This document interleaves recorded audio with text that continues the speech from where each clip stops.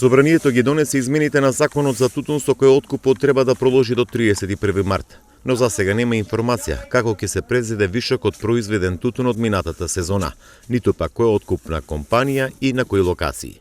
Според информациите во земјава има околу 450 тони неоткупен тутун од околу 780 производители, кои со нетрпение чекаат информација дали вишокот воопшто ќе го предадат и дали ќе добијат пари. Од месецов треба да склучат нови договори и да го почнат новиот производствен циклус.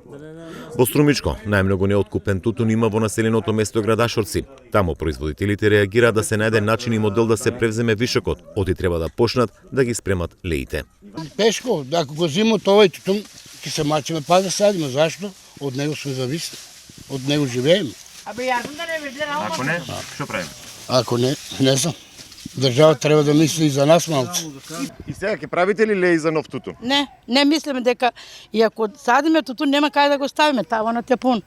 Март треба да се почне семето за тутун да се сади, ама немаме, не знаеме како ќе биде законот за нови договори, дали ќе ни прават договори. Имаме 1500 кила дадеме, ето 40 картона, не знам колку, и еден таван 100 пуно.